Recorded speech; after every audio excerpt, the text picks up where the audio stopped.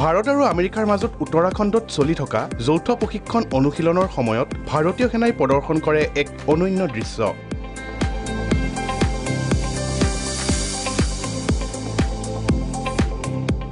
শত্ৰুৰ ড্ৰোন ধ্বংস কৰিবলৈ সেনাই প্ৰশিক্ষণ দিছে ঈগলক।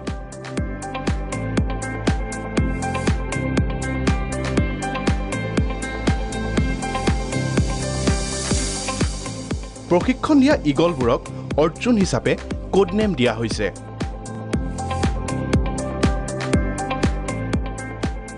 বিশেষকৈ এই ঈগলবোৰক শত্ৰুৰ ড্ৰোন বিচাৰি উলিয়াবলৈ আৰু ধ্বংস কৰিবলৈ প্ৰশিক্ষণ দিয়া হৈছে।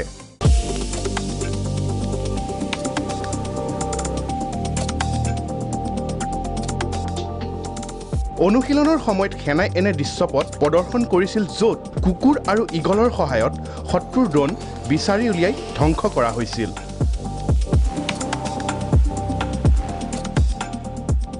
ড্ৰোনবোৰ বিচাৰি উলিয়াবৰ বাবে ঈগলবোৰক উৰুৱাই দিয়া হৈছিল আৰু কুকুৰৰ সহায়ত ড্ৰোনৰ শব্দ শুনি ভাৰতীয় সেনাক সতৰ্ক কৰি দিয়া হৈছিল।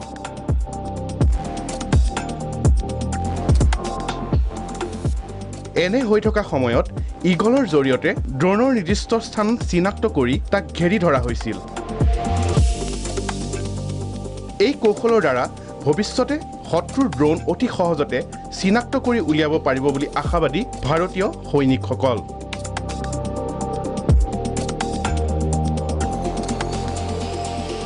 News desk report, news update.